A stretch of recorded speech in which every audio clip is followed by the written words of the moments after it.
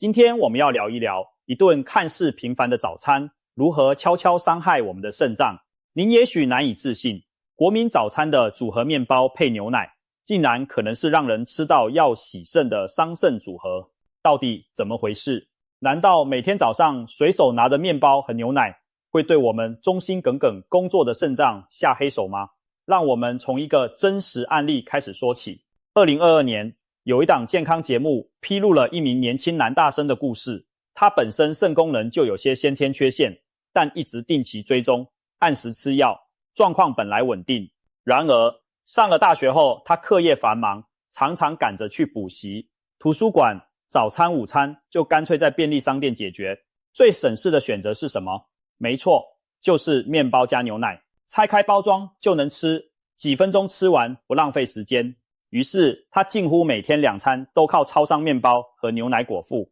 刚开始他也觉得没什么不好，面包能填饱肚子，牛奶有营养又有钙质，看起来挺均衡。然而现实在短短4个月后给了他残酷的答案。原本只是肾功能不全需要追踪的他，居然在短短4个月内肾功能急剧恶化，直接踏入了洗肾的阶段。要知道，一般的慢性肾脏病往往需要拖个5年、10年以上才可能坏到必须洗肾。但这名男大生的病情发展仿佛按下了快转键。为什么他吃的这个组合会如此伤肾呢？我们不禁要问，面包加牛奶这么普通的组合，究竟隐藏了什么肾脏杀手？原来元凶就藏在面包与牛奶里的2个元素，磷和钠。别看面包松松软软，味道也不算特别咸，但它其实是名副其实的高磷高钠地雷。为了让面包松软好吃，延长保存，食品工厂常常在面包中添加磷酸盐等添加物，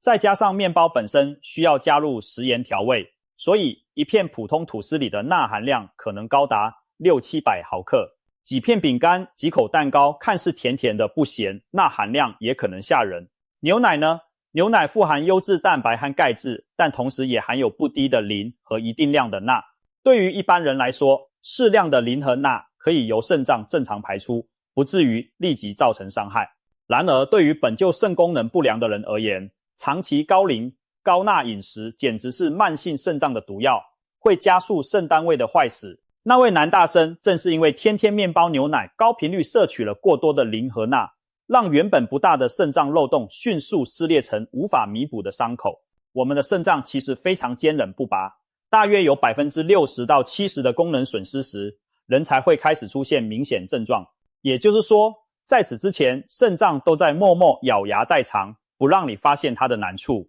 但一旦到了临界点，肾源大量报销，肾丝球过滤率骤降，整个代偿机制就崩溃了。这时候问题往往已经非常严重。高磷、高钠饮食就像在肾脏里埋下无数小炸弹，平时或许没响，可一旦累积到一定程度就会引爆。磷这种矿物质可不简单，它有个外号叫钙质小偷。当体内磷含量太高时，会干扰钙磷平衡，促使钙从骨头中流失，也容易在血管、肾脏沉积钙化。换句话说，磷吃太多，钙反而留不住，骨头变脆，血管和肾脏却变硬。牛奶虽然含钙，但配上富含磷酸盐的面包一起长期大量吃，得到的钙没补到骨头，反而可能随着肾功能恶化流失在尿液中，或者沉积成肾脏结石、血管硬块。钠就更不用说了，钠离子过量会使血压上升，高血压如同给肾脏的微血管施加强大水压，长期下来，肾小球的过滤膜被压得破洞百出，蛋白质都漏到尿里去，出现蛋白尿，肾功能当然每况愈下。因此，高磷加高钠两面夹击，难怪这个面包牛奶的组合会被形容成伤肾双杀。营养专家甚至直言，面包加牛奶对于有肾病的人来说是暗藏杀机的地雷早餐，就算是一般人也不宜长期3餐都靠这种组合，否则等到年纪大或哪天肾脏阀门出了问题，这平常的习惯就会从暗雷变成明雷，一举炸毁你的健康。听到这里，可能有朋友要说，我肾脏没毛病啊，每年健检肾功能指数都正常，我天天早餐也吃面包喝牛奶，不照样好好的？的确，前面提到男大生的案例有点极端，他本来就有肾脏方面的疾病，才会在几个月内剧烈恶化。所以我们不是说健康的人一吃面包牛奶就会洗肾，而是说这样的组合蕴藏风险，长期大量摄取对任何人的肾脏都没有好处，即使短时间内没事，也可能在不知不觉中增加日后罹患慢性肾病的几率。事实上，台湾被称为洗肾王国，绝非浪得虚名。根据肾脏医学会调查，平均每8个台湾人就有1人罹患慢性肾脏疾病，全台需要规律透析治疗的病人超过9万人，透析率居全球之冠。而在这些接受洗肾的病人中，近一半是因为糖尿病所引发的肾衰竭，高血压引起的肾损伤则紧随其后。糖和盐这2样看似平凡的调味，在慢性病的积累下，成了横扫肾脏健康的头号杀手。我们日常的饮食中，不知不觉就会踩进伤肾陷阱，不是太咸，就是太甜，或者加工添加物太多。尤其令人防不胜防的是，有些食物吃起来不咸，实则钠含量惊人，让人半天之内钠的摄取量就爆表。早餐往往是这样陷阱的集中营，很多人一早随便吃错，半天功夫钠摄取就超标一整天的1半以上，肾脏从早上就开始叫苦连天。我们就来拆解几个常见却暗藏危机的 NG 早餐组合，也许其中就有你习以为常却没想到有问题的搭配哦。首先要点名的就是刚才讲的面包、牛奶，不只是便利商店的面包牛奶，很多上班族的西式早餐都逃不出这个范畴，比如吐司抹酱配杯鲜奶，三明治配杯拿铁，甚至麦片牛奶等等。这类组合最大问题在于隐形的钠和磷含量太高。想象一下，一片厚片吐司大约含600毫克钠，如果做成火腿起司三明治，夹层的火腿起司也是钠的来源，一片火腿可能200-300毫克钠，一片起司也有200毫克上下，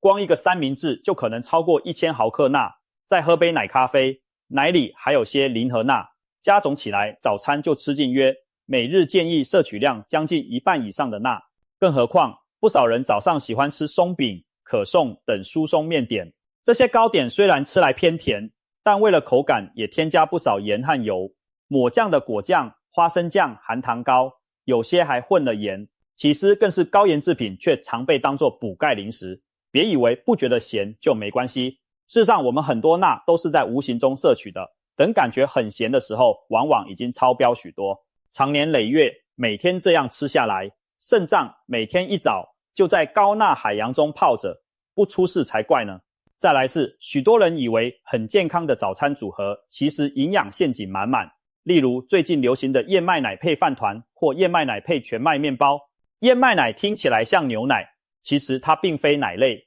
而是属于全谷杂粮打成的饮品，本质上还是淀粉为主。如果早餐拿燕麦奶来配主食，等于是淀粉配淀粉的双重组合，一杯燕麦奶加1颗饭团，就是在喝饭再配饭。淀粉摄取过量会让血糖飙高又迅速下降，容易造成疲倦感，长期还可能提高胰岛素阻抗风险，增加罹患糖尿病的几率，而糖尿病正是肾衰竭的头号元凶。所以看似养生的燕麦奶饭团，其实对想减肥的人不利，对想护肾的人也不妙。NG 淀粉组合还有例如烧饼夹油条这种传统套餐。烧饼是精致面粉烤的，高碳水高热量，油条是油炸面团，高油脂高热量，两者加起来虽然酥脆满足，却是一份让血糖血脂直线上升的豪华组合。早上吃下这么沉重的油脂淀粉炸弹，不仅让胰脏和肾脏负担沉重，长期吃还特别容易发胖，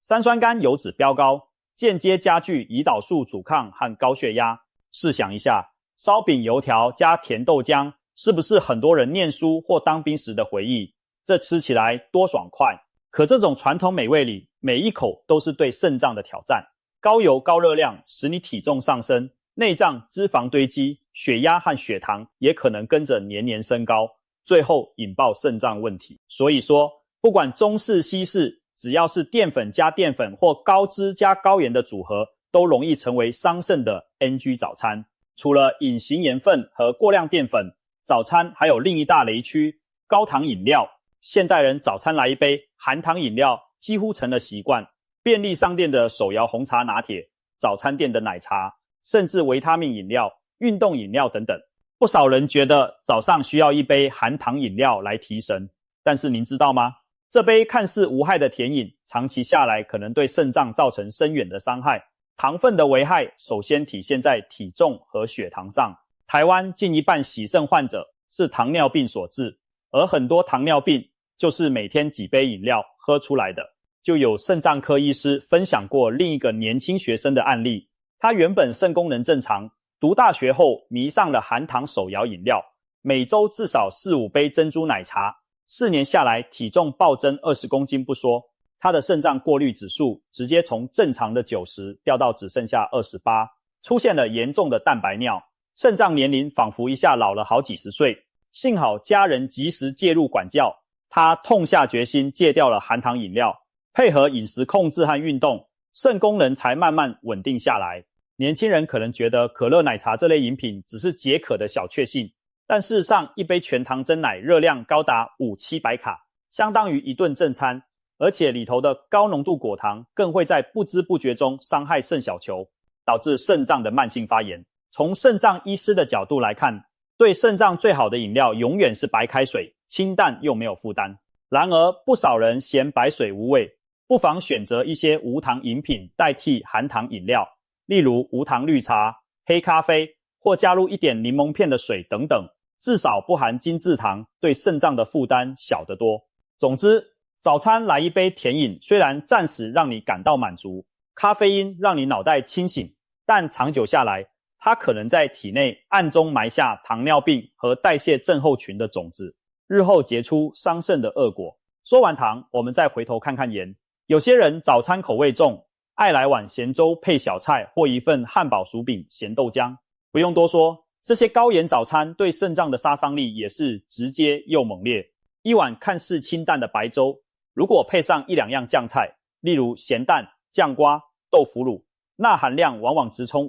500-600毫克以上。很多人还习惯喝咸豆浆，加几滴酱油膏提味，或者来杯味噌汤暖胃。殊不知，这一小碗一小杯，就把全天盐分的大半配额给用光了。再举个西式的例子，热狗搭配奶酪饮，有人图方便，早餐吃超商热狗或火腿蛋堡，再喝瓶乳酸饮料。热狗和火腿这类加工肉品本身盐很多，还富含防腐用的磷酸盐，而小小一瓶乳酸饮料含糖不低，还有一些酸味添加物，这对组合可谓高盐加高磷加高糖三杀俱全。不但钠和磷伤肾，糖分还伤肾又伤身，长期下来对骨骼也没好处。高磷会导致钙流失，骨头变脆，所以早餐爱吃加工食品的人要格外当心。火腿、香肠、肉松这些都属高盐高磷食物，肾脏不好的朋友应该敬而远之。至于健康的人，也要控制分量频率，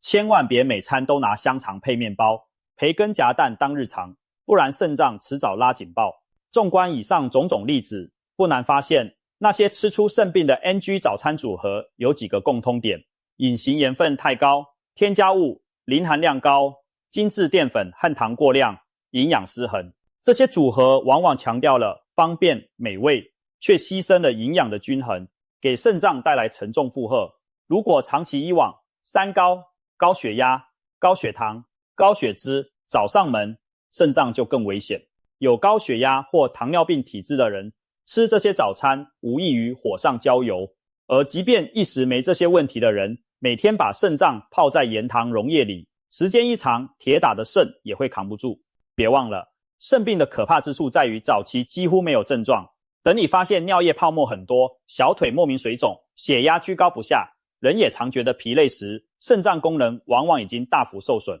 那时候再回头检讨过往的饮食，追悔莫及也于事无补。所以预防胜于治疗，千万别等浑身不对劲了才想起爱护肾脏。或许有人会问，难道早餐就没东西能放心吃了吗？难道我们只能天天稀饭配清水过日子吗？当然不是。其实并非要大家草木皆兵，而是希望我们有意识地选择更友善肾脏的食物组合。比如早餐想吃面包，可以选择低钠或未添加磷酸盐的全麦面包，搭配一份蛋白质，煎蛋或无糖豆浆都是不错的选择。面包的分量不宜过多，一份拳头大的量搭配蛋白质和一些蔬菜，会更均衡。如果喝牛奶，注意控制奶类总量，每天1到2杯已足够，避免摄取过多磷。乳制品丰富的钙虽好，但肾不好的人要限量，换成强化钙的豆浆更佳。再比如喜欢吃饭团的朋友，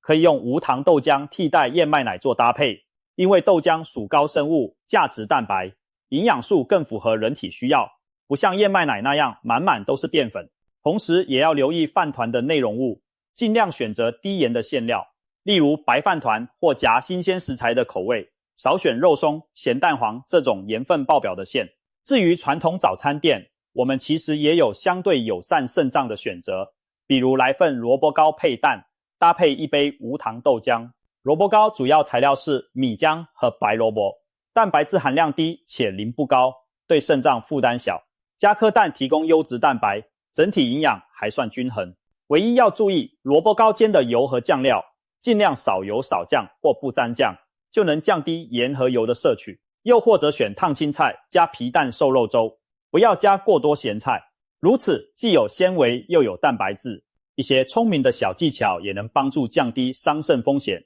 例如喜欢喝汤的人，喝几口汤过瘾就好，不把汤汁全喝光，因为大部分盐都在汤里。早餐如果一餐盐吃多了，那么中餐晚餐就清淡点，把整天钠的总量控制住。早上吃了比较油的，就搭配无糖茶饮解腻，并且中午多吃蔬果补充钾，让身体把钠离子排出去，前提是你的肾脏功能正常，因为肾不好的人反而要限制高钾食物。总之就是尽量做到饮食均衡不偏颇，哪一方面过量了，就在其他方面补救回来，不给某一种有害物质长期在体内累积的机会。最后我们要强调的是，爱肾脏其实就是爱自己生命的清洁队。肾脏每天替我们滤出体内废物、毒素，调节水分和电解质平衡，可以说是身体最辛勤的清道夫之一。但这支清洁队员数量有限，用一个少一个，坏了不能再生。